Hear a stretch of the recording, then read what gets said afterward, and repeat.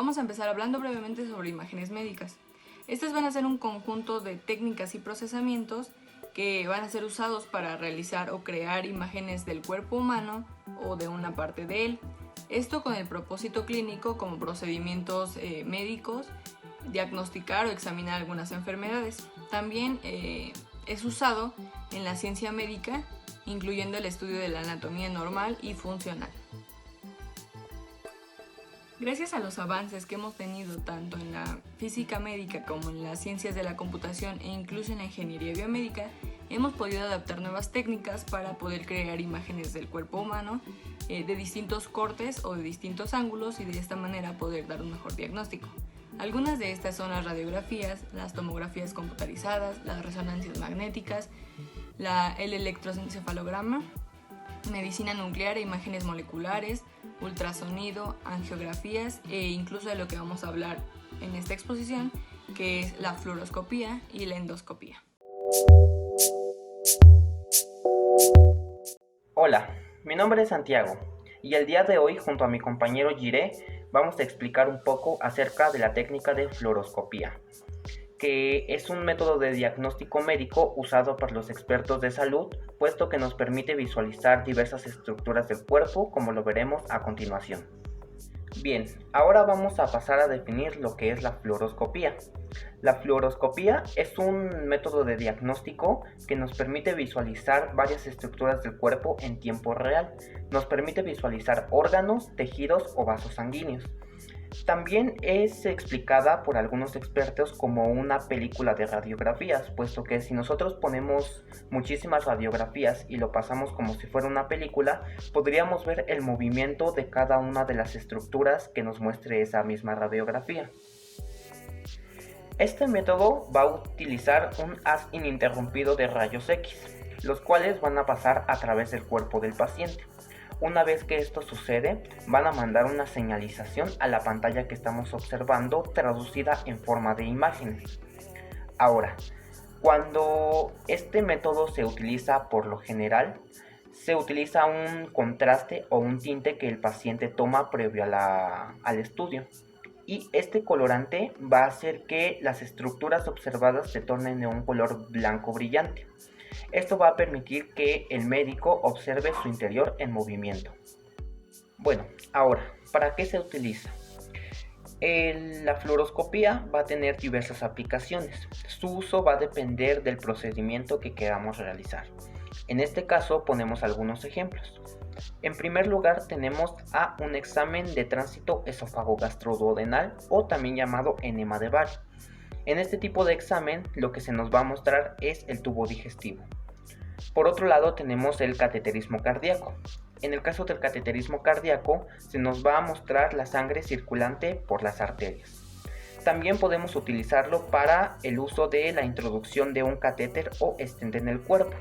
Recordemos que un catéter va a ser un tubo hueco y delgado por el cual vamos a intentar introducir algún tipo de líquido al paciente. En este caso podría ser suero o sangre. También se va a utilizar para guía en operaciones ortopédicas. En este caso el cirujano lo puede usar como guía en el caso de algún tipo de reemplazo de articulaciones. Por último tenemos el histerol salpingograma. En este estudio lo que se nos va a mostrar son los órganos genitales de la mujer. Bien, ¿qué ocurre durante una fluoroscopía? Recordemos que este tipo de estudio se puede realizar de forma ambulatoria o bien en un hospital. El paciente va a tener que seguir una serie de pasos o indicaciones, los cuales nos mencionará nuestro compañero a continuación. Bueno, dentro de los pasos que mencionó mi compañero Santiago que debe realizar el paciente, va a ser el retiro de prendas de vestir, el cual pues se le solicita al paciente que se retire la ropa y se le proporciona una bata quirúrgica para que pueda realizarse el estudio sin mayores dificultades, que pueda presentar las prendas de vestir. También se hace entrega de escudos o delantales de plomo, que más adelante veremos, y en ciertas ocasiones también se hace pues el empleo de un líquido que es un colorante de contraste.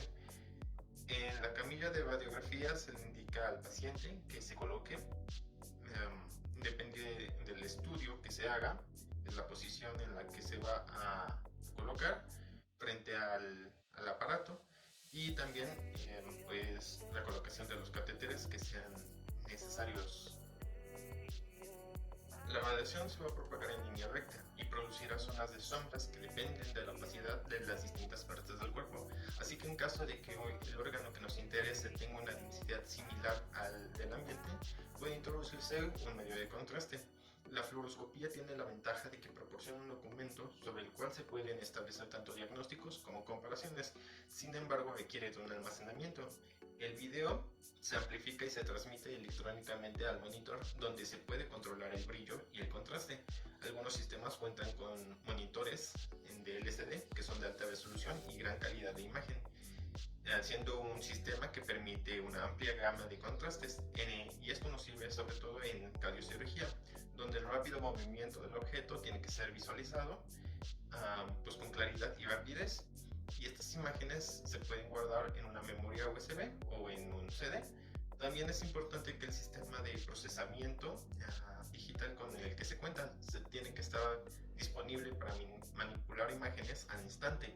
Por ello es importante contar con un sistema PAX o bien un circuito cerrado de televisión que transmita en uno o más monitores de TV durante la realización del procedimiento. Es importante que durante los estudios de fluoroscopía se extremen las medidas de protección radiológica, tanto por la necesidad de permanecer cerca del paciente como por el mayor tiempo de exposición que se tiene. Es por eso que durante estos estudios, durante los que se utilicen con equipo con argon C, todo el personal tiene que portar un mandil con un espesor aproximado de 0.5 milímetros de plomo, y asimismo los médicos radiólogos y especialistas en el área deben estar bajo una vigilancia estricta radiológica individual, donde tienen la obligación de portar un dosímetro personal en la parte superior del tórax, sujeto a la ropa y por debajo del mandil que están portando. Dado que los estudios de fluoroscopía producen la mayor dosis que nada al paciente, tanto el médico que lo solicita como el radiólogo deben evaluar si realmente se necesita este estudio para asegurarse de que el beneficio sea mayor que el riesgo. Entre estas y otras regulaciones se encuentran normativas, en especial la NOM 229 SSA1 2002, donde prohíbe el uso de fluoroscopía sin intensificador de imagen, y de igual manera se prohíbe el uso de fluoroscopía directa, ya que pone al médico en una posición donde queda expuesto a la radiación. La misma NOM también nos indica que la fluoroscopía no debe sustituir a la radiografía y que el campo de radiación debe limitarse exclusivamente al área de interés. También es importante proteger los órganos sensibles. Los médicos no radiólogos y de otras especialidades solo pueden hacer uso de la fluoroscopía con asesoría de un médico radiólogo y deben acreditar antes un curso de protección y seguridad radiológica en el diagnóstico médico con rayos X.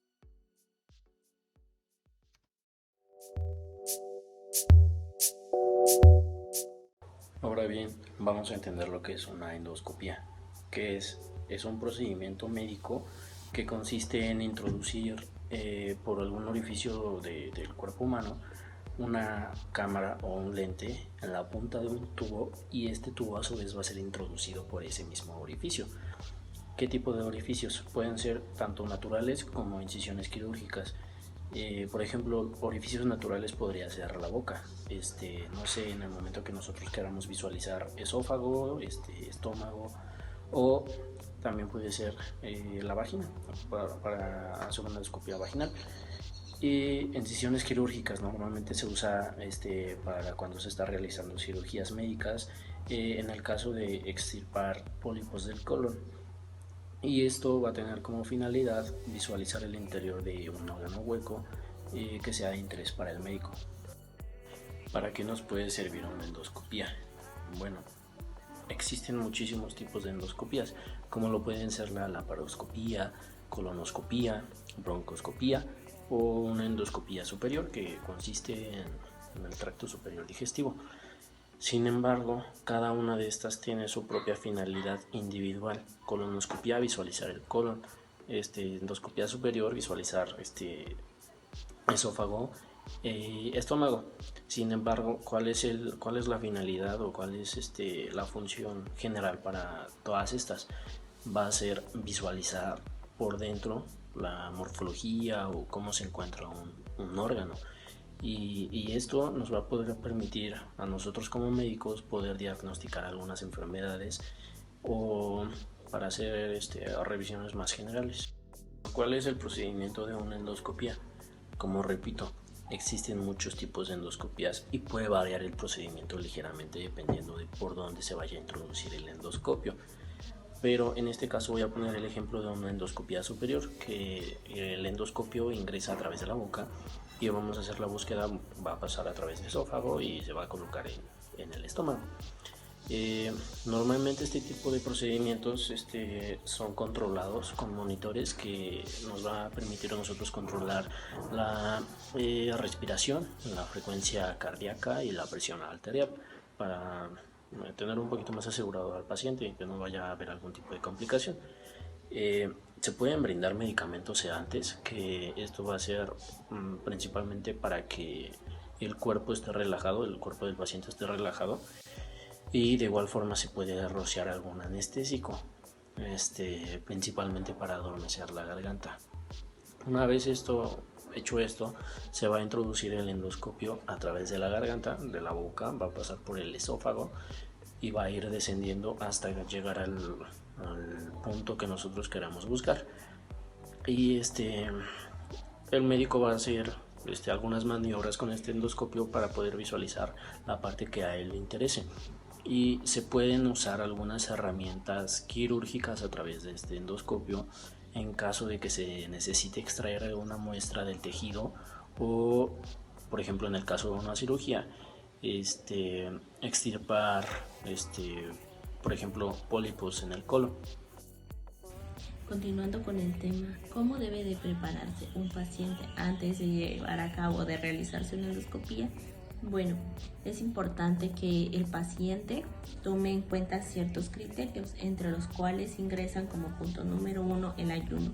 En ocasiones debe ser específico para cada paciente. Por ejemplo, en el caso de los pacientes diabéticos, se llevan a cabo la suspensión de cierto tipo de alimentos o la restricción del tiempo, ya que en ocasiones se requiere de un ayuno de 4, 6 u 8 horas. También es importante tomar en cuenta que en pacientes generales a veces en ocasiones se suspenden ciertos alimentos como lácteos o comidas demasiado líquidas.